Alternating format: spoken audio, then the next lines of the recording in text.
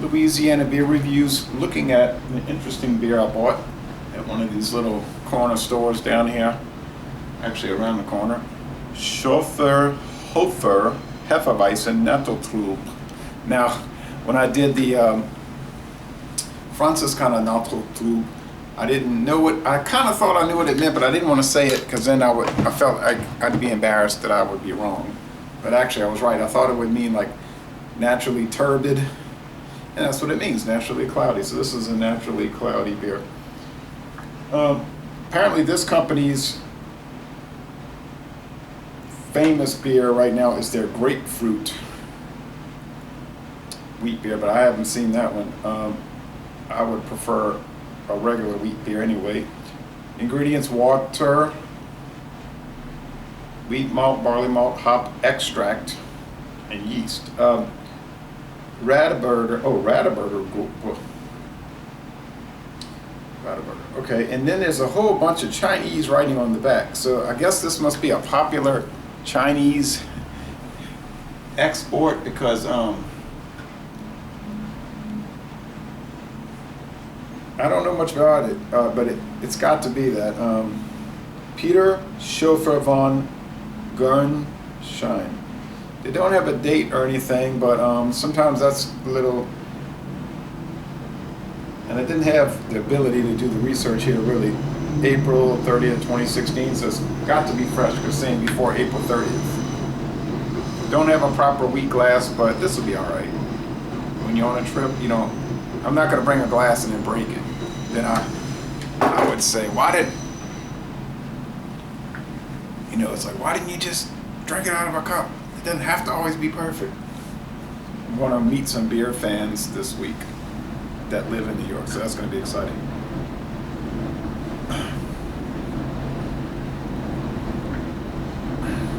Okay, it is cloudy. It's bubbly. It's golden, yellow golden. Of course, you'd want to see it in a glass naturally, but we don't have it. But it's going to look a whole lot like the Hefeweizen from Franziskaner, I'm sure. It doesn't smell so banana-ish.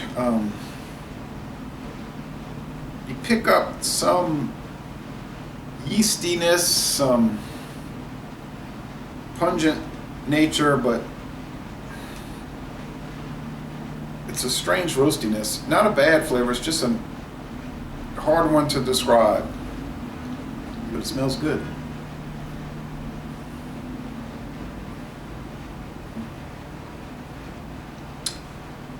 Now, Beer Advocate and Rate Beer are giving it pretty good scores, so, and as far as video reviews, I don't have time to check that out. I'll do that. I'm going to try to catch up over time. Probably never will be able to. My watch later videos will be so many.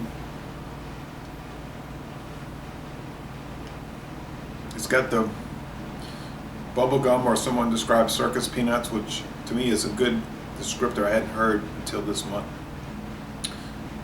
The banana, it's all the yeast oddities, you know. They use hop extract, okay, but hop bitterness on a beer like this is going to be low anyway. They usually have IBU around 12, so, or less. I think I like this a lot more than I would like the grapefruit flavored beer. I'm not into all that. I know Radeberger does all these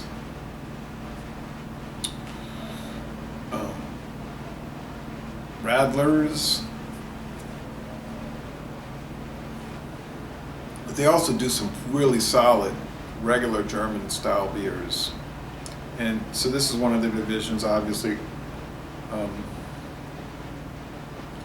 it's the same thing in America. You have this big corporation that owns all the different brewing companies, but they all probably just brewed at the same brewery now, and they have different histories, and they got consolidated, and that's the nature of business.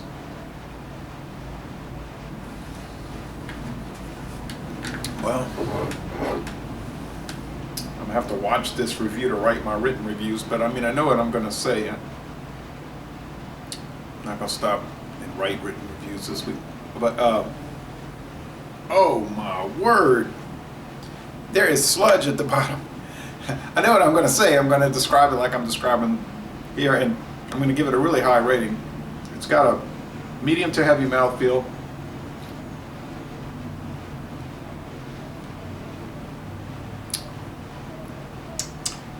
Like a semi, mostly dried, maybe finished. It's very drinkable. I believe it's 5% alcohol. Yep. Man, this is ultimate pleasure. This has to be one of the most pleasant wheat beers I've ever had. Now, a lot of people maybe they're putting it in the B range because they're saying it's not bubble gum or candy peanut or not cilantro, but that comes from cilantro. The coriander enough. It's carbonated enough, but I really think that it's better without all of so much of that. Oh, I can see the cloudiness. You probably can see it turn more gray looking, huh?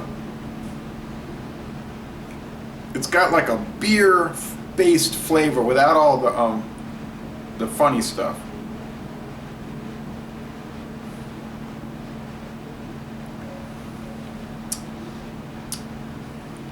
Well, I think it's fabulous. I'm going to give it a solid 8. It's an exceptionally good beer, and I could not go lower than an A, most excellent. I could probably argue myself higher, though.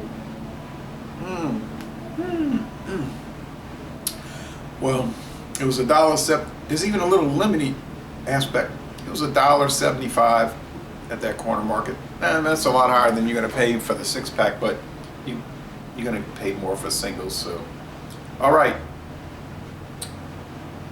Outstanding Schöfferhofer Hefeweizen Notre Tube. Highly recommend it, and y'all come up to New York.